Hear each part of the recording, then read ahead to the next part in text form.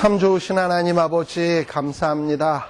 오늘도 이렇게 아름다운 날 또 우리에게 화요일 저녁 허락하여 주시고 또 이곳에 와서 우리들이 선지서 가운데 요엘서 말씀을 같이 한번 또 이렇게 상고하게 해주신 것 감사를 드립니다.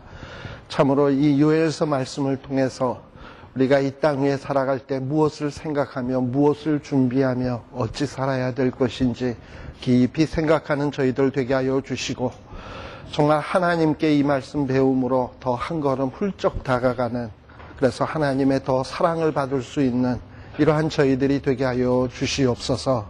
예수님 이름으로 기도드리옵나이다. 아멘.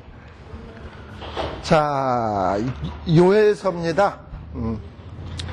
제가 오바댜서랑 지난 주일에 했던 오바댜서를 우리 홈페이지에다 올렸습니다.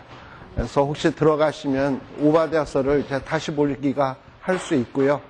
그리고 LA에서 했던 에스더서를, 우리는 에스더서 이미 끝났습니다만 에스더서도 이전에 좀 제가 너무 미흡하게 올려가지고 LA에서 에스더서를 한 거를 1, 2로 해서 또 올려놨습니다. 그래서 지금 계속 그동안 좀 제가 올리는 일을 좀 한참 쉬고 있었는데 이제 선지서 들면서 좀 본격적으로 좀 다시 올리고 있습니다. 그러니까 언제든지 다시 보기 가능하니까요. 들어가서 살피시면 좋을 것 같습니다. 요엘서, 교재는 다 있죠? 18페이지입니다. 이 요엘이라고 하는 것은 선지자의 이름이기도 합니다. 선지자의 이름입니다. 요엘. 근데 히브리어에서 요런 말들은 여호와의 약칭입니다. 보통 우리가 할렐루야 하면은 할렐루는 찬양하라 누구를? 여호와를 이렇게 하는 하면은 여호와의 약칭이에요. 요도 마찬가지예요. 요도. 그래서 요엘 하면은 요는 여호와, 엘은 뭐냐면 하나님이시다. 그러니까 히브리어에서는 비동사가 없어요. 여호와 is God 할 때 is라는 말이 없단 말이에요. 요엘 하면은 여호와는 하나님이다 라는 뜻이에요. 그래서 여호와는 하나님이시라 라는 이 이름의 뜻을 갖습니다. 근데 요엘이 태어나면서 자기가 자기 이름을 짓지는 않았겠죠. 누군가가 이름을 지어줬겠지. 그 아버지가 지어준 것 같아요. 부두엘이라고 하는, 여기 성경의 1장 1절에 보면 부두엘의 아들 요엘에게 이르신 말씀이라 하는 걸 보면 이 부두엘이라는 분이 자기 아들을 낳고 요엘, 여호와가 하나님이시다라고 이름을 붙여준 것 같습니다. 아마도 이 부두엘이라고 하는 분이 자기의 아들을 여호와가 하나님이다라고 이름을 붙인 걸 보면 굉장히 신앙적인 사람이었음에 틀림이 없는 것 같습니다. 물론 우리는 여호와가 하나님이다라는 것이 전혀 이상하게 안 들리지만 당시에 있어서 여호와가 하나님이시다라고 하는 것은 굉장히 좀 중요한 의미를 가져요. 왜냐하면 이 고대 이스라엘과 그 주변 나라에서는 말이죠, 각기 자기네 살고 있는 동네마다 신들이 다 있었어요. 그러니까는 예를 들면 블레셋 하면은 다곤신, 그 다음에 모압 하면 금오스, 몰렉, 이런 식으로 자기네들 나름대로의 이 우상들이 다 있었단 말이에요. 그러니까 그 우상이 자기네들은 진짜 신이다라고 믿고 있었거든요. 근데 그런 거에 대해서 이 부두엘이라고 하는 분은 그 단계 신이 아니라 여호와가 하나님이다 라고 이렇게 얘기를 하는 거죠. 그러니까는 우리가 볼 때는 여호와가 하나님이다라는 말은 지금 우리 예수 믿는 사람에게 있어서 너무나도 당연한 말이지만 당시에 이 팔레스틴에 살고 있는 사람들에게 있어서는 그렇지 않은 사람들이 참 많았다 이거지. 다곤이 참신이다. 몰렉이 참신이다. 바알이 참신이다. 이러고서 있던 때에 여호와가 참신이다라고 하는 것은 정말 하나님께 대한 신앙을 고백하는 어떤 중요한 신앙이었다라고 볼 수 있어요. 자, 그래서 이 부두엘이라는 사람이 어떤 사람일까? 우리가 이렇게 가만 생각을 해볼 때, 사실 누군지 이 부두엘이라고 하는 이름만 가지고서는 우리는 정확하게 알 수는 없어요. 그런데 이 요엘서를 쭉 읽다 보면 이 요엘이라고 하는 분이 굉장히 이 제사장직, 이런 거에 대해서 굉장히 조예가 깊은 거로 봤을 때 많은 학자들 이야기하기를 요엘이 제사장이 아닐까 이렇게 추측을 해요. 자, 그럼 만일에 요엘이 제사장이었다면 부두엘이라고 하는 분은 역시 제사장이겠죠? 이스라엘의 제사장은 그 아론의 지파, 그 계열만 제사장이 되는 거니까, 세습제니까. 그러니까 요엘이 제사장이었다면 아버지 이 부두엘이라고 하는 분도 제사장이었을 것이다. 우리가 충분히 추측해 볼 수 있어요. 자, 그래서 아마도 이렇게 제사장 가문에서 태어난 이 부두엘의 아들로서 이 요엘이라고 하는 사람이 제사장이지만 선지자로서 부름을 받아서 이 선지자의 활동을 하게 되는 겁니다. 그러면 요엘이 도대체 이제 쭉 내려가서 이 기록 연대에 대한 얘기를 한번 보려고 해요. 요엘이 그러면 언제적에 선지자로 부름을 받아서 선지자 활동을 했고 오늘 읽은 말씀, 오늘 우리들이 살필 말씀 같은 말씀들을 설교를 하고 기록을 했을까 하는 거를 좀 생각을 해볼 필요가 있어요. 사실 이것도 우리들이 확실하게 결정하는 것은 참 쉽지가 않은 얘기입니다. 왜냐하면 어떤 경우에는 뭐 예를 들면 이사야서 같은 경우에는 어느 왕 때 이게 우시아 왕 때 자기가 이제 뭐 선지자 이사야에게 주신 말씀이라는 식으로 우리가 받아들여서 아 이건 우시아 왕 때 벌어진 일이로구나 하는 것을 딱 알 수, 우시아 왕이 죽던 해서부터 시작되는 말씀이구나 딱 알 수 있지만 이 요엘서는 시작에 딱 보게 되면 여호와께서 부두엘의 아들 요엘에게 이르신 말씀이라 돼 있지 언제 주신 말씀이다라는 얘기가 전혀 안 나와 있거든요. 그래서 이게 이 말씀이 언제 되었나 결정한다라는 게 쉽지는 않습니다. 그러나 우리들이 조금 짐작해 볼 수 있는 것은 우리가 성경에 보면 제일 앞선 선지자 가운데 호세아, 요엘, 아모스가 있거든요. 호세아, 요엘, 아모스 우리 오바다도 얘기했습니다만 호세아, 요엘, 아모스 이렇게 같이 이렇게 묶음으로 이렇게 되어 있는 것을 볼 때 그 비슷한 시기 혹은 앞선 시기가 아닐까 이렇게 추측을 합니다. 앞서도 얘기했지만 호세아서가 앞에 나오는 것은 연대순이 아니라 소선지서 가운데서 분량이 많기 때문이라고 그랬잖아요. 그렇다면 호세아 다음에 요엘이 나오는데 요엘이 뒤로 간 것은 연대가 늦어서라기보다는 분량이 적기 때문에 호세아보다 뒤로 물린 듯한 느낌이 들어요. 그리고 그 다음에 아모스가 나오는데 아모스는 요엘보다 분량이 많지만 왜 뒤로 갔냐? 나중에 보면 아모스가요. 요엘서를 인용하는 거가 나와요. 요엘서를. 그러면 누가 뒤라는 얘기예요? 아모스가 뒤라는 얘기죠. 그래서 우리들이 볼 때 아하 요엘이라고 하는 분은 아모스보다는 빠르고 어쩌면 호세아 선지자보다도 더 빠른 시점에 이 하나님의 선지자로 부름받은 것이 아니겠는가라고 이렇게 생각을 할 수 있습니다. 제가 조금 전에도 얘기했습니다만 요엘서가 아모스에 의해서도 인용되는 것을 볼 때에 요엘서는 분명히 아모스서보다 일찍 되었을 것이다 라고 이렇게 추측을 할 수 있어요. 또 한 가지 우리들이 이 요엘서가 언제 설교되어지고 또 언제 기록되었을까 추측할 수 있는 것 가운데 하나가 대개 보면 말이죠. 선지자들은 언제 이 하나님의 말씀들을 증거하냐 하면은 왕들이 뭔가 하나님의 정말 종으로서 신실한 종으로서의 역할을 잘 못할 때 왕들이 나라를 하나님의 말씀대로 잘 운영해가지 못할 때 그들을 바로잡기 위해서 보통 선지자들이 활동을 시작을 하거든요. 그런데 이상하게도 이 요엘서에 보면은 선지자와 왕과의 어떤 이런 부딪힘이나 관계 맺는 장면이 전혀 등장을 안 하고 있어요. 왕과 이렇게 관계 맺는 장면이 없어요. 그러니까는 아마도 요엘이 활동하던 당시에는요, 왕이라고 하는 존재가 그다시 아주 미약한 존재, 별 힘이 없는 그런 단계였던 것 같아요. 오히려 요엘서 안에는 이 요엘이라고 하는 선지자가 누구에게 신랄하게 책망을 하고 누구에게 신랄하게 그냥 꾸중을 하느냐 하면은 제사장 또는 두령, 제사장, 두령, 방백. 그러니까는 왕 빼고 정치적으로 좀 세력 있는 사람들 있잖아요.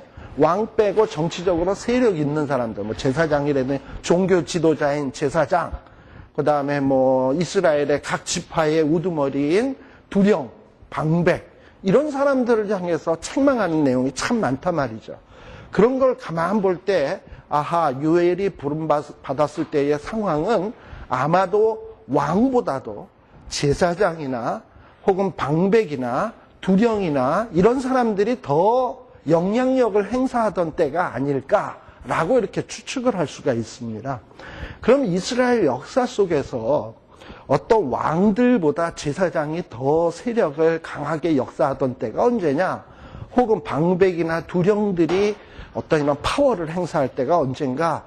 이렇게 쭉 역사를 더듬어다 보면 딱 짚혀지는 인물이 하나 있어요. 예를 들면 호세아보다도 앞서서 그 다음에 어떤 뭐 왕들보다도 더 제사장이나 두령들이 세력을 행사하던 때가 언젠가 추측을 하다 보면 딱 누구를 뽑을 수 있냐면 여호야다라고 하는 제사장이 있었죠. 여호야다라고 하는 제사장은 어떤 제사장이었냐 하면 이 남유다에 그 아합의 딸내미 아달랴라고 있었잖아요. 이 아달랴가 여호사밧 집안에 시집을 가죠. 그래가지고 시집을 가서 여호람에게 시집을 갔는데, 근데 이 여호람이가 정치를 잘 못하고 이러니까 엘리야 선지자로 말미암아 어떤 저주의 편지를 받고 죽어요. 너는 창자가 빠져서 죽을 거다. 이러고서는 저주의 편지를 받고 죽는단 말이지. 그러다 보니까 이 아달랴는 선지자가 돼가지고 지 남편 저주하는 거나 하고 그래가지고 선지자에 대해서 이를 갈았거든. 그랬는데 그 선지자의 말씀대로 진짜 자기 남편이 죽어버렸어. 그러니까 이 아달랴는 졸지에 과부가 된 거예요. 근데 그 여호람과 사이에 아하시야라고 하는 아들이 하나 있었는데 북이스라엘의 삼촌이었던 여호람 혹은 요람이라고 하는 삼촌이 전쟁 중에서 부상을 당했거든. 그래가지고 병문안 갔다고 하고 해서 아하시야 아하시야 자기 아들을 보냈는데 그만 북이스라엘의 예후라고 하는 사람이 혁명이 일어나가지고 자기의 그 오빠 여호람도 죽이고 자기의 아들 아하시야도 죽이고 해가지고 또 줄초상이 나요. 그러고 난 다음에 이 아달랴가 아들 잃었지 남편 잃었지, 그러니까 졸지에 남유다에 왕이 없는 거라. 왕이 없으니까 누가 거의 왕 노릇을 했냐면 아달랴라고 하는 이 여인이 왕 노릇을 하기 시작을 한 거예요. 그래서 왕 노릇을 하면서 이제 왕이 됐으니까 지 하고 싶은 거 다 할 것 아닙니까? 근데 그 동안에 마음속에 품어왔던 한이 있거든. 그게 뭐냐면 엘리야라고 하는 선지자가 지 남편을 저주를 했지요. 또 하나님의 세운 사람 예후라고 하는 사람이 지 오빠 죽였죠. 아들 죽였죠. 이러다 보니까는 하나님에 관계된 사람들은 꼴도 보기 싫은 거야. 그래가지고 이 아달랴가 6년 동안 거의 왕 노릇을 할 때에 이 다윗 계열에 있었던 그 왕자들을 다 죽입니다. 다 죽이고, 그리고 뭐 하나님과 관계된 일들은 다 그냥 막 부숴버리고 성전도 부숴버리고 엉망진창을 만들어버렸어요. 근데 그러던 가운데 왕자들을 죽이던 가운데 마침 숨겨져 키워진 또 하나의 왕자가 있었는데 그 아들이 누구냐면 요아스예요. 이 요아스라고 하는 아들이 여호야다, 그 다음에 여호야다의 부인이 됐던 여호사브앗이라고 하는 이 궁궐에 있었던 공주예요. 이 공주가 나중에 여호야다와 결혼을 해가지고 이제 부부가 되는데, 이 여호사브앗이라고 하는 그러니까 누이지 요아스에게는, 이 누이 되는 사람이 요아스를 몰래 숨겨서 6년 동안 숨겨 키우게 됩니다. 그리고서는 이 6년 뒤에 여호야다가 제사장이거든요. 이 대제사장인데 자기 주변에 있는 부하 제사장들 또는 방백들, 두령들, 이런 사람들하고 세력을 규합해가지고 아달랴의 정권을 몰아내고 아달랴를 죽이고 그리고 나라를 개혁하는데 성공을 하게 됩니다. 그러다 보니까는 그러면서 이제 세워지는 왕이 누구냐면 바로 어린 숨겨져 있었던 요아스가 왕이 되는데, 나이 몇 살의 왕이 되느냐 하면 7살의 왕이 돼요. 불과 7살의 왕이 되었으니까 7살짜리가 뭘 알겠습니까? 그렇잖아요. 그러다 보니까 이 어린 요아스는 어릴 때서부터 누구의 말을 항상 들을 수밖에 없냐 하면은 자기 누이의 남편이잖아. 누이의 남편이니까 뭐야? 매부인가? 그쵸? 매부. 그것도 매부도 아버지 같은 매부. 아버지 같은 매부가 이래라 저래라 하는 대로 다 움직여질 거 아니에요. 그래서 어려서부터 7살의 왕이 됐으니까 자기 마음대로는 정치를 못하고 마치 매형, 이 제사장이 시키는 대로 다 이렇게 해서 움직여지는 왕이었어요. 그런데 문제는 이 여호야다라고 하는 제사장이 살아있을 때는 괜찮아. 이 여호야다는 굉장히, 우리 성경 한번 찾아보십시다.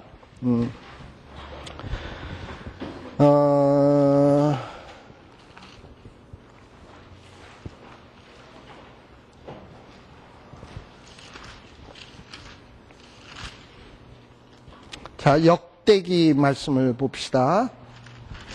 역대기 24장. 역대하.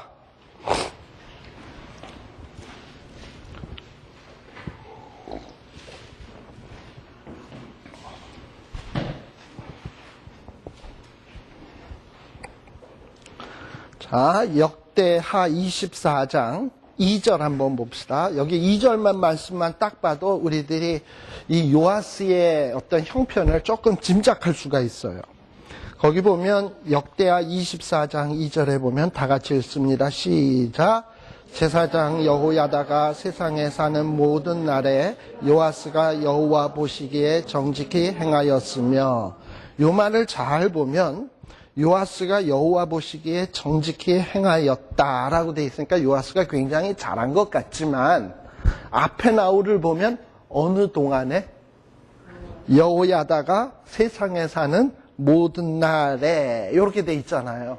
그러면 이 얘기는 만일에 여호야다가 세상에 죽었을 때는 안 정직히 행하였을 것 같다라는 이런 느낌이 들잖아요. 예. 이렇게 여호야다가 세상에 사는 동안에는 여호야다가 시키는 대로만 하니까 정직히 안 할래야 안 할 수가 없어. 하나님 보시기에 기쁘게 안 할래야 안 할 수가 없어요.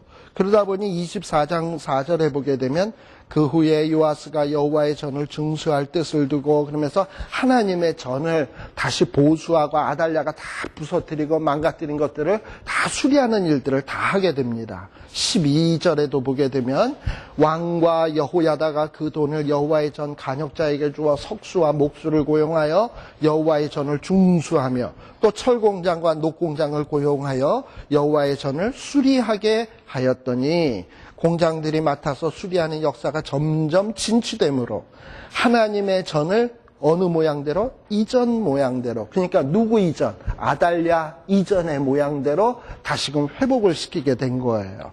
자, 그리고 14절에 보게 되면 거기도 우리들이 조금 알 수 있어요. 제일 마지막 부분에 보면 14절. 여호야다가 세상에 사는 모든 날에 여호와의 전에 항상 번제를 드렸더라 라고 돼 있잖아요. 여호야다가 사는 날 동안에는 어쨌든 번제를 드렸어요. 이 얘기는 번제를 드렸는데 만일에 여호야다가 사는 날이 아닌 때는 번제를 안 드렸을 것 같다, 이런 느낌이 들잖아요. 네. 아니나 다를까 17절에 보세요. 여호야다가 드디어 뭐한 후?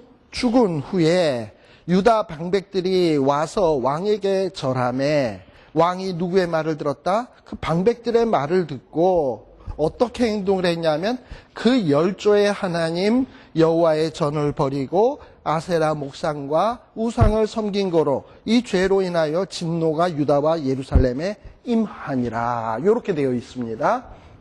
자, 그러니까 요아스가요, 여호야다가 딱 죽고 난 다음에는, 자, 여태까지는 여호야다가 힘으로는 제1인자였어요. 그런데 여호야다가 죽었어. 그러면 이제 누가 제일 2인자, 누가 제일 힘이 셀까? 요아스는 아직도 힘이 없어요. 왜냐하면 자고로 우리 5.16 혁명, 무슨 이 혁명 세대, 개국공신 이런 얘기 많이 들어봤잖아요. 나라가 어떤 혁명을 일으켜서 나라를 뒤집어 엎으면 그 다음에 임금들을 세우잖아. 혁명 일으킨 사람들이. 임금을 세우면 그 임금들이 힘이 있냐면 전혀 힘이 없어. 이 개국공신이 하라는 대로 움직여야지 개인이 안 움직였다는 또 언제 목 날라갈지 모르는 거예요. 그러니까 그동안에는 여호야다가 딱 버티고 있으니까 그런 대로 잘 되어 왔는데 여호야다가 죽고 나니까 아직도 서슬시퍼런 개국공신들이 많거든. 근데 그 개국공신들의 말을 안 들을래야 안 들을 수가 없어요. 요아스의 형편은. 아직도 자기가 세력이 미약해. 근데 그 신하들이 와가지고 여호야다 죽었으니 당신은 우리 말 들어야 된다 해가지고 뭐 시키는 대로 다 하는데 시키는 게 뭐냐 하면 아세라 섬겨라, 뭐 바알 섬겨라, 우상 섬겨라 하는 거를 나가니까 요아스가 질질질질 무슨 뭐 코꽹 송아지 마냥 끌려서 질질질질 죄 짓는 곳으로 딸려가게 되는 거예요. 자, 그러면 여러분들 마음속에 이런 의문이 들 거예요. 어떻게 여호야다 때 이렇게 혁명을 일으킨 사람들이 이렇게 여호야다가 죽자마자 이런 일을 벌일까 하는 이런 의문이 좀 들지 몰라요. 이 혁명이라는 게 그렇더라고요. 혁명을 일으킬 때는 어떤 한 사람이 뜻을 세워서 여러 사람들의 뜻을 규합하잖아요. 물론 비슷한 뜻이 모여서 이렇게 규합이 돼서 이제 혁명을 일으키긴 합니다만, 이 혁명하는 사람들을 보면 물론 주동자가 있습니다만 그 주변에 따르는 사람들이 다 뜻이 똑같으냐 하면 그렇지 않아요. 어떨 때는요, 적과 적이 조적이 싫어서 서로는 사이가 안 좋은데 저 적을 없애기 위해서 서로 합치는 경우가 생겨요. 우리 한국 정치에서도 그렇잖아. 뭐 요번에도 우리 뭐 한국에 선거 있었습니다만 민주노동당하고 민주당하고 한나라당 안 되게 하기 위해서 둘이서 합치잖아. 근데 원래는 뭐 둘이 합치고 싶은가? 한나라당이 더 싫으니까 그거 이기려고 합치잖아요. 이런 식으로 뜻은 다른데 어떤 자기의 공동의 적을 없애기 위해서 힘을 합치는 경우들이 있거든. 그러니까 그것처럼 여호야다는 순수한 뜻으로 아달랴를 몰아내고 나라를 바로잡아야 되겠다 생각을 했는지 모르지만 다른 제사장들, 다른 두령들은 뭐냐면 저 아달랴를 없애야 우리가 권세를 잡을 수 있다. 어떤 이런 뜻으로 아마 혁명을 일으켰던 것 같아요. 물론 혁명을 일으킬 때는 혁명을 일으킬 때 사람들의 마음속에 다 이런 마음 같겠지. 이번 기회에 정말 우리가 나라를 바로잡아야 돼. 그리고 정말 바로 세워야지. 이런 결심들을 합니다마는 이 개혁 초기에 가졌던 그 마음이 계속 유지되기란 쉽지 않아요. 그래서 보통 우리가 대통령이 되거나 왕이 되는 사람들한테 이런 얘기 많이 하잖아요. 초심을 잃지 마세요. 이러고 얘기하잖아. 초심이 뭐예요? 자기가 대통령이 되거나 왕이 되려고 그럴 땐 자기가 재임하는 기간 동안에는 정말 나라를 번영시켜야 되겠다라는 마음으로 취임들하고 그리고 이제 왕위에 오르고 대통령에 오르지만 1년 지나고 2년 지나다 보면 그런 생각이 들어요. 예. 그 다음서부터는 이리저리 챙기기 쉽잖아요. 그래서 전씨도 그랬고 노씨도 그랬고 어떤 분은 지금 요번에 뉴스에 나온 것도 보면 노씨께서는 아직도 추징금이 남아있거든요. 그분은 나라에게 내야 될 벌금들이 많은데 어디에 무슨 이런 축하 기타금 성금 비슷한 것도 냈대. 5천만 원. 아마 그분의 와이프 되시는 분의 고등학교인지 대학교인지 거기에다가 무슨 기금을 5천만 원이나 했더라고요. 그래가지고 구설수에 올랐어요. 나라한테 벌금도 못 내는 주제에 무슨 학교에다가 발전기금 해가지고 5천만 원이나 내는가? 그럴 돈 있으면 벌금이나 빨리 내지. 이러고 얘기를 해요. 그러니까 아마 노 대통령도 대통령이 되려 그럴 때는 자기가 돈을 끌어모아야 되겠다. 이런 생각 했겠습니까?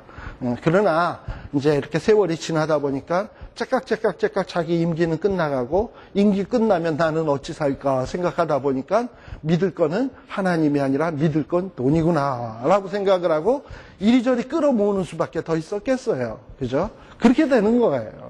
그러니까 아마도 여호야다 제사장이 이렇게 개혁을 일으키고 할 때 많은 제사장들이나 두령들이나 방백들이 처음에는 좋은 뜻을 가지고 나라 바로 세워야지 하고 시작을 했지만 그 다음에 이 여호야다가 딱 붙잡고 있을 때는 감히 뭐 이렇게 돈 모을 생각 같은 거 못했을 거 아니야. 그러다가 여호야다가 딱 죽으니까 이때부터 내가 항목을 챙겨야지 이러면서 이 요아스라고 하는 이 왕을 나쁜 길로, 잘못된 길로 이끌면서 자기네들의 이 사리사욕을 채우는 데에 급급한 형편으로 빠지게 된 겁니다. 예, 바로 그런 상황을 선지자 요엘 같은 사람이 이렇게 지켜보니까 기가 막힌 거지. 아니 아달랴 정권을 때려부시고는 뭔가 확 달라질 줄 알았더니 아달랴가 죽은 지가 얼마 됐다고 또 여호야다가 죽은 지가 얼마 됐다고 나라가 이 모양 이 꼴이 되는 것인가 한탄스럽지 않았겠습니까?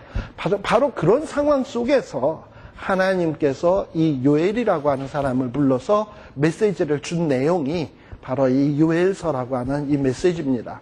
아마 그 아버지 부두엘이라고 하는 이 사람도 아마 모르긴 몰라도 여호야다와 함께 이 개혁에 동참을 하고 또 여호야다의 여러 그 개혁 사업에 많은 도움을 줬던 사람이 아닐까 싶어요. 그래서 많은 사람들 가운데 부두엘 하면 그 사람 하고 알 정도의 사람이 되니까 그래도 이 요엘서 1장 1절에 누구누구의 아들 요엘이다 이러고 언급되는 거지 부두엘 했는데 그 사람이 누구야 한다면 굳이 1장 1절에 부두엘이라고 하는 이름이 나올까요?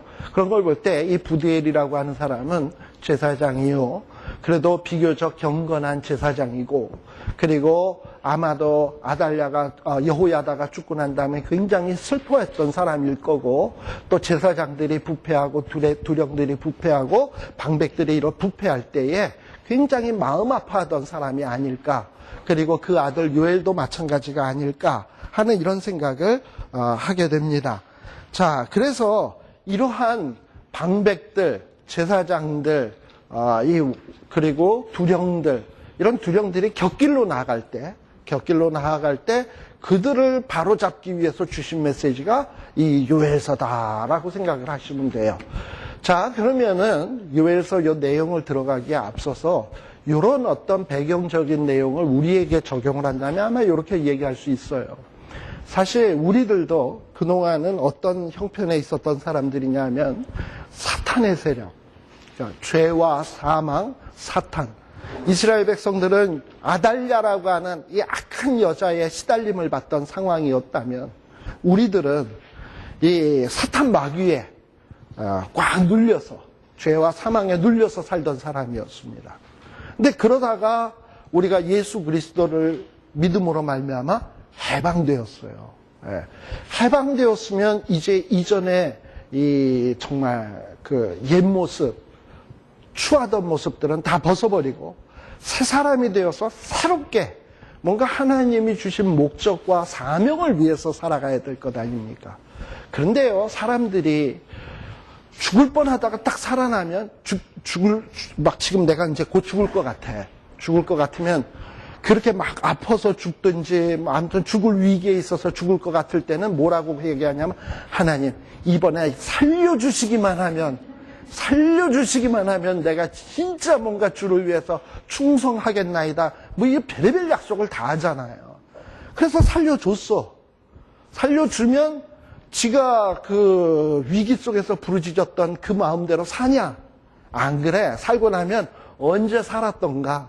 뭐 다 그러고선 그때 했던 기도는 싹 다 잃어버리고 옛날하고 똑같이 돼버리는 경우들이 참 비일비재하게 많아요. 바로 이스라엘 백성들이 그런 거야. 아달랴의 학정 시대에 있을 때는 숨죽이고 있으면 하나님 저 정권만은 제발 좀 조속히 무너지게 하여 주옵소서.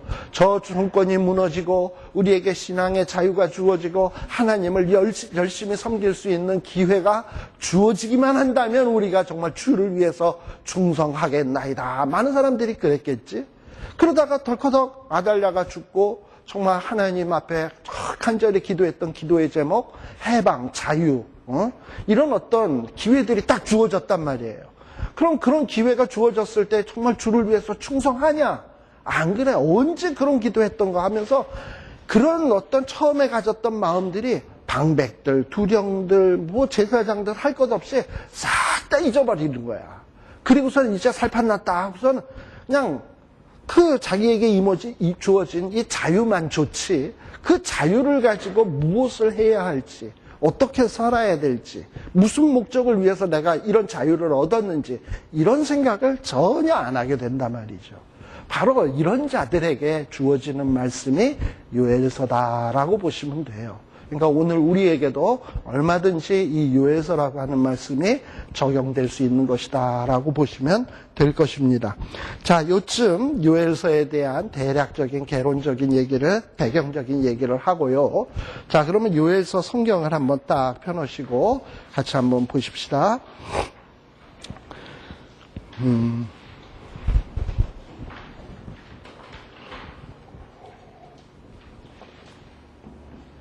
자, 요엘서 1장은 이제 1장 1절은 제가 말씀을 드렸습니다. 하나님이 요엘에게 주신 말씀이에요.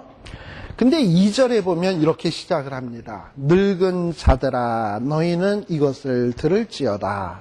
땅의 모든 거민아 너희는 귀를 기울일지어다. 원래요 보통 이 선지서는요 우리가 이렇게 읽을 때는 별로 이렇게 느끼지 못하겠습니다만은 이 선지자들의 이 설교는 히브리 문학 형식으로 보면 시입니다. 시.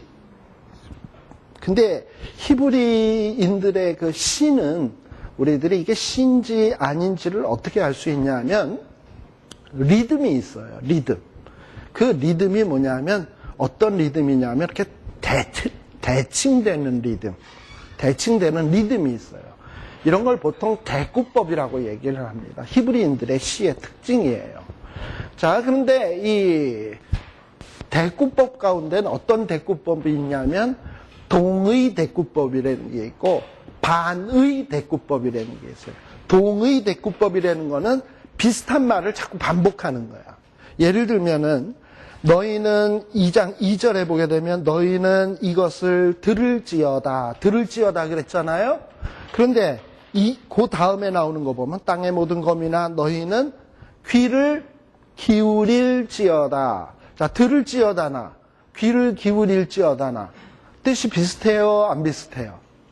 같은 거지 뭘 그래. 그죠? 듣거나 귀를 기울이거나 이렇게 동의 뜻이 같은 말이 반복된단 말이지. 이런 걸 동의 대꾸법이라 그래. 예.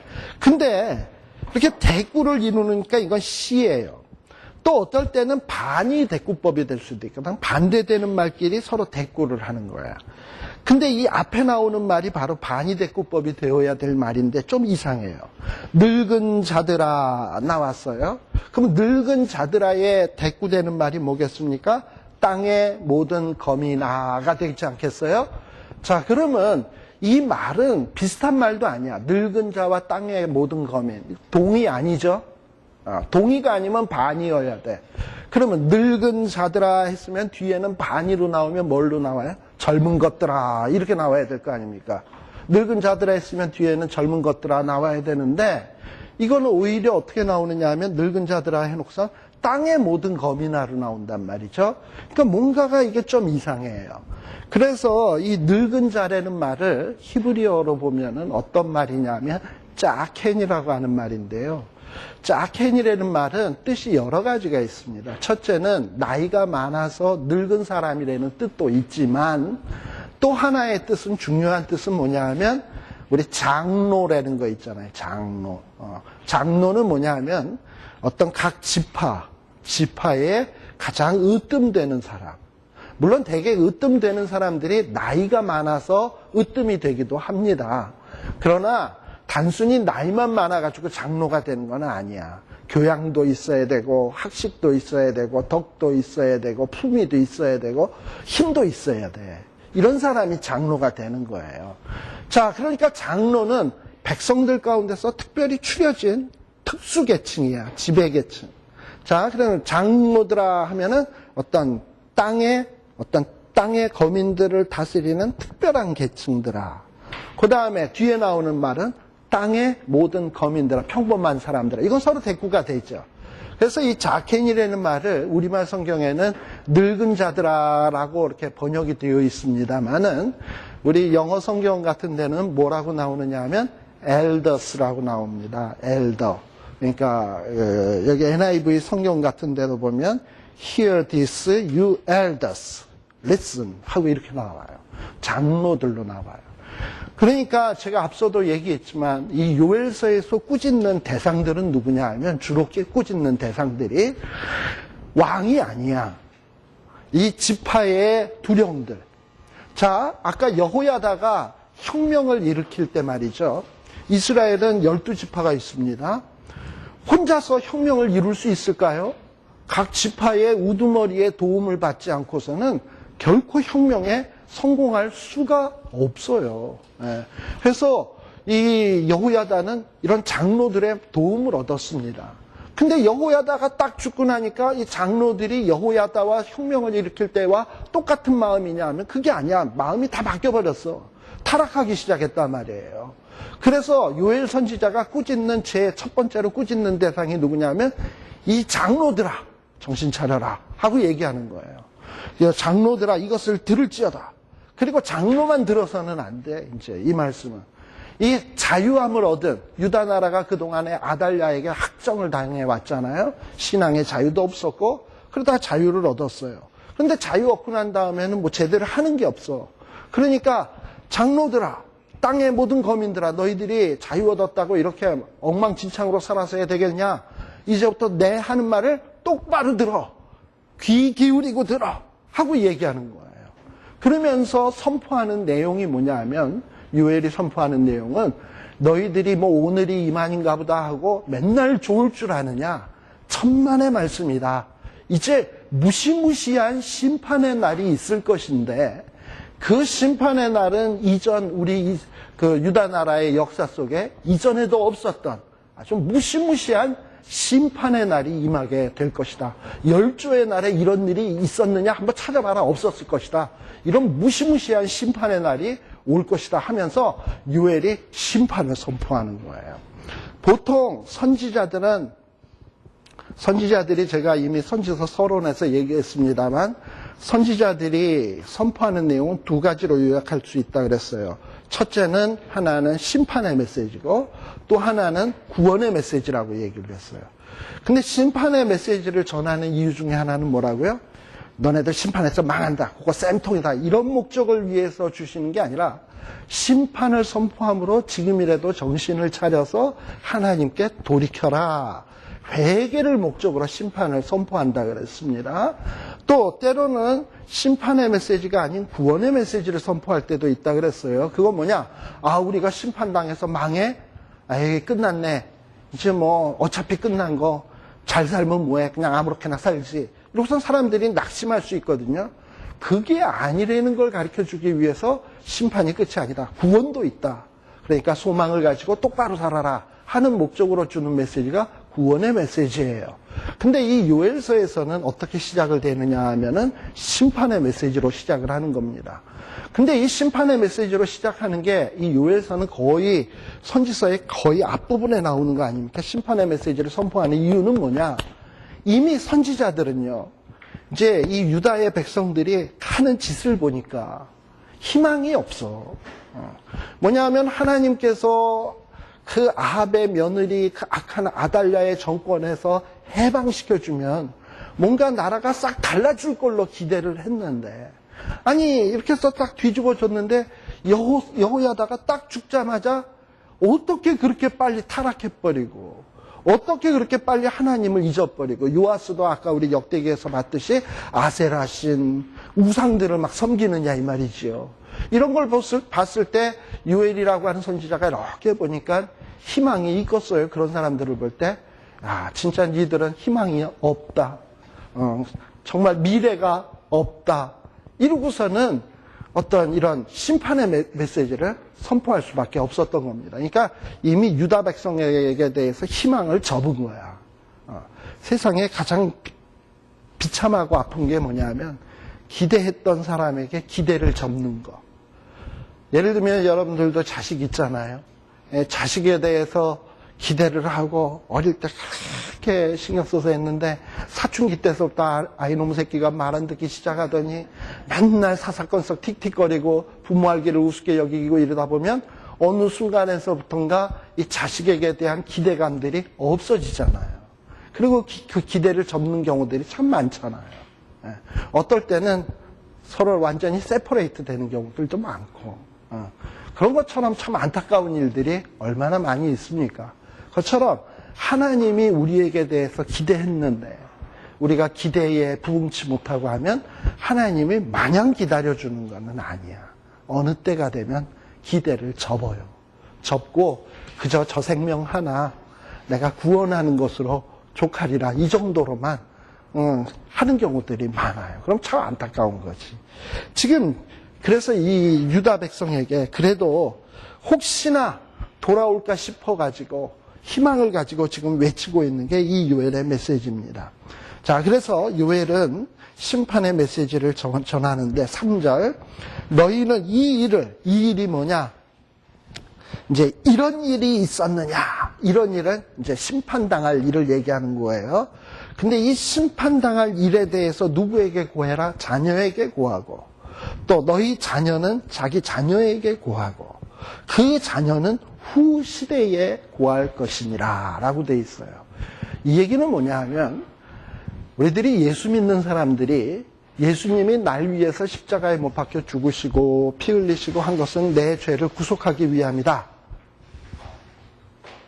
물론 그 사실 믿는 거 중요해요. 정말 그게 믿음의 출발이에요. 그러나 예수 믿는 자들의 그 믿음은 구원받을 믿음, 그 주님의 그 보혈의 능력에 대한 믿음을 믿는 것도 중요하지만 또 하나 잊지 말아야 될 믿음이 있어요. 뭐냐 하면 그가 하늘에 오르사 하나님의 우편에 앉아 계시다가 저리로서 산자와 죽은 자를 뭐하러 오시리라? 심판하러 오시리라 라는 것을 잊어서는 안 돼요. 물론 예수님이 십자가에 주신 것은 나의 죄 때문이다. 굉장히 중요한 믿음이에요. 근데 그거 못지않게 중요한 믿음은 뭐냐면 하나님이 내 행한 대로 심판하신다라는 거예요. 그래, 심판하러 꼭 오실 거라는 거예요. 이거 믿는 믿음이 참 중요해요. 근데 예수 믿는 사람들이 보통 자기 자신은 그걸 믿어. 그리고 그래서 신앙생활 잘해. 근데 그 중요한 믿음을 내 자녀에게, 또 그 자녀가 자녀에게, 그 자녀가 후시대에게, 이 내가 낳은 자식들로 인해서 그 믿음의 이 유산이 이 내려가는 일에 대해서는 얼마나 신경 쓰고 있냐 이 말이지. 우리들이 교회에서 장로요, 집사요, 권사요 이런 여러 가지 뭐 활동, 봉사, 뭐 여러 가지 일은 많이 하지만 정말 우리의 자녀들의 이 신앙의 문제, 또 그 자녀의 자녀, 그 자녀로부터 나오는 그 후시대의 우리의 후손들에 대해 신앙에 대해서는 내가 얼마나 그렇게 내 신앙만큼이나 관심을 기울였는가. 지금 요엘은 얘기하고 있는 거예요. 너는 이 일을 자녀에게 구하고 그 자녀가 또 자녀에게 구하고 그 자녀가 후시대에 구할 수 있도록 이 심판에 대한 이 신앙은 중요한 문제다라고 지금 이야기를 하고 있는 거예요. 그 심판이 얼마나 무시무시한 것이냐 하면 4절에 보면 이렇게 얘기를 합니다. 팥종이가 남긴 것을 메뚜기가 먹고 메뚜기가 남긴 것을 늑이 먹고 늑이 남긴 것을 황충이 먹었도다. 여기에 보면 여러 가지 생물들이 나오는데 팥종이, 메뚜기, 늑, 황충이 이렇게 나와요. 이게 뭐 말들은 조금 다르지만 일종의 다 메뚜기과 생물이래, 곤충들이래. 그런데 이것들이 다 특성이 좀 다른 것이 어떤 거는 이빨이 날카로워서 이렇게 이렇게 자르는 놈이 있고 어떤 놈은 갉아먹는 놈이 있고 어떤 놈은 이렇게 핥는 놈이 있고 이러면서 좀 특성들이 다르다는 거예요. 그러니까 무슨 얘기냐 하면 지금 이 얘기를 물론 성경학자들은 이렇게 얘기하는 사람들이 있어요. 이스라엘 나라들이 유다 나라가 심판을 당하는데 이후에 뭐 우리가 알다시피 바벨론에게 처음에 심판을 당하고 그 다음에 또 누구? 바벨론 다음에 파사, 헬라, 로마 네 나라죠. 예. 그래서 아마도 팥종이, 메뚜기, 늑, 황충이를 이 네 나라를 얘기하는 것이 아니겠나. 뭐 이렇게 얘기하는 사람도 있어요. 물론 그것도 파습을 가능해요. 그러나 그거보다는 이 네 곤충들의 그 특성, 어떤 놈은 갉아먹고 어떤 놈은 뜯어먹고 어떤 놈은 핥아먹고 해서 좌우지간 이 네 생물이 지나가고 나면 남는 게 없이 된, 완전히 그냥 샥 없어지는, 다시 말하면 하나님의 심판이 한번 쓸고 지나가면 정말 완전히 멸망할 수밖에 없는 그런 상황을 보여주는 거라는 거죠. 그래서 어떤 진짜 생물 가운데 메뚜기가 날아오는 재앙을 당한다 이런 거라기보다는 지금 요엘 선지자가 환상으로 보는 거예요. 마치 요한계시록에 요한이 여러 가지 무슨 청황색 말이 나오고 막 이러 나오잖아요. 그걸 진짜로 보는 게 아니라 환상으로 보고 있는 거잖아요. 미래에 될 일들을. 그것처럼 지금 요엘도 뭐냐면 이스라엘의 미래를 보니까 이 메뚜기와 떼 같은 것들이 네 종류의 떼들이 와서 싹 쓸어가는 것이 환상으로 보여지면서 이 유다 나라가 사명을 망각하고 자유를 주어졌음에도 불구하고 그 주신 자유를 가지고 자기의 일을 감당 못할 때 이 쫄딱 망하게 되는 것이 어떻게 쫄딱 망하게 될 것인가 하는 게 눈으로 보듯이 환상으로 보듯이 지금 보고 있는 거예요. 근데 그럼에도 불구하고 지금 유다 백성들은 어떻게 살고 있냐 하면은 5절에 보게 되면 무릇 취하는 자들아 너희는 깨어 울지어다 포도주를 마시는 자들아 너희는 곡할지어다. 지금 무슨 얘기냐면 지금 유다 백성들은 심판이 눈앞에 있음에도 불구하고 그저 부어라 마셔라 취하고 있고요. 그리고 포도주를 마시고 있고요. 그러고 있지 전혀 자기 그러니까 쾌락이나 자기의 즐거움에만 도취되어 있지. 자유에 대한 어떤 쾌감을 느끼는 데만 빠져 있지 주신 자유를 가지고 무엇을 해야 될 것인가에 대한 생각은 싹 다 잊어버린 거야. 그렇잖아요. 근데 그런 자들을 향해서 지금 요엘은 뭐라고 얘기했냐면 너희들이 지금 취하고 있느냐 포도주를 마시고 있느냐 그럴 때가 아니다. 너희들 깨어라. 그리고 일어나서 하나님 앞에 회개해야 된다. 회개해야 된다. 지금 외치고 있는 거예요. 여러분들 아시다시피 다니엘서 우리가 아직 안 했습니다만 다니엘서에 보면은 벨사살이라고 하는 왕이 나오죠. 이 벨사살이라고 하는 왕이 바벨론의 거의 마지막 왕인데 이 바벨론이라고 하는 제국이 얼마나 큰 제국이었습니까? 전 세계를 거의 통일하다시피 한 나라였는데 근데 그 아버지들이 피땀 흘려 얻은 그 땅을 그거를 그냥 받아 누린 지는 그걸 가지고 무엇을 해야 될 것인가는 생각하지 않냐고 맨날 부어라 마셔라 그냥 털어 마시고만 있었다 이 말이죠. 그럴 때 그 벨사살의 그 마시는 잔치 장면에 커다란 손이 턱 나타나서 벽에다 모시라 썼잖아요. 쓴 얘기가 뭐였습니까? 메네메네덱의 우바르신. 다시 말하면 네 때는 다 됐다라는 얘기였거든. 근데 그 쓴 글이 뭔 얘기인지 모르니까 다니엘을 불러가지고 얘기하지 않습니까? 근데 다니엘이 기도하고 그 뜻이 무엇인 줄 알고 당신의 때가 다 됐음을 얘기하는 하나의 심판의 계시라는 얘기를 딱 해주잖아요. 그러니까 사람들이요. 내가 천년 만년 살 것이라고 늘 생각하면 안 돼. 제일 중요한 것은 물론 예수 믿어서 내가 자유 얻고 구원받았다라는 거 중요하지만 왜 구원을 주셨는가? 왜 자유를 주셨는가? 왜 나에게 이런 기회를 주고 있는 거에 대해서 생각이 있어야 돼 좀. 그리고 그 생각이 있고 그 생각이 있다면 생각에서 그치지 말고 거기에 걸맞는 삶이 있어야 돼. 그러면 나중에 그런 삶이 있으면 장차 하늘에 오사 저리 오사 산자와 죽은 자를 심판하러 오셨을 때 주님이 내 삶을 딱 보시고 그래 내가 너를 위해서 피 흘려 몸버려 너에게 내가 생명을 주었는데 그 생명 가지고 너는 남은 60평생이라고 하는 삶을 이렇게 값지게 살았구나. 착하고 충성된 종아 네가 정말 적은 일에 충성하였으니 나의 즐거움에 참여할지어다 하는 그런 주님이 상 주실 날 그리고 내가 잘못했을 때 벌하실 날이 있을 거라는 것을 생각하면서 내가 하루하루를 살아야지. 그저 내게 주신 건강, 자유 이거 가지고 부어라 마셔라. 맨날 펑 퍼져가지고 오늘이 이만인가 보다 내일이 저만인가 보다 이렇게 살다 보면 나중에는 돌이킬 수 없어. 왜냐하면 회개를 할래도 이미 타이밍 다 됐는데 회개했어도 더 이상 할 수 있는 시간이 없는데 그런 날이 있다 이 말이죠. 그러니까 취하는 자들아 우리는 지금 뭐에 취해 있습니까? 뭐를 마시면서 지금 푹 빠져 있습니까? 이런 자들을 향해서 요엘 선지자는 얘기하는 거예요. 깨어라. 정신 차려라. 그리고 너희는 지금 울어야 될 때다. 하나님 앞에 나와서 울어야 되고 통곡을 해야 될 때다. 라고 얘기를 하는 거예요. 그래서 여기에 보면 5절에 보면 무릇 취하는 자들아 너희는 깨어 울지어다. 포도주를 마시는 자들아 너희는 곡할지어다. 이제 지금은 이렇게 풍부하게 마실지 모르지만 장차 얼마 안 있으면 너희들이 마시는 포도주를 마시고 싶어도 못 마실 때가 온다는 거지. 포도주가 다 떨어질 거니까. 다 다 뺏기게 될 때니까. 어떻게 뺏기냐? 6절에 보게 되면 이족은 뭐냐 하면은 다른 민족이 내 땅에 올라왔습니다. 내 땅이라고 돼 있어요. 이 내 땅이 누구의 땅일까요?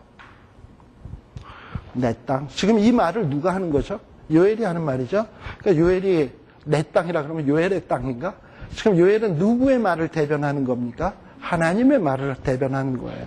그러니까 내 땅이라 그러면 이거는 누구의 땅이냐 하면 하나님이 이스라엘 백성들에게 주신 땅이에요. 그러니까 하나님이 이스라엘 백성에게 주신 땅이니까 실제 소유주는 누구냐? 하나님인 거예요. 하나님이 이스라엘 백성들에게 잘 관리하라고 맡겨놓으신 땅이에요.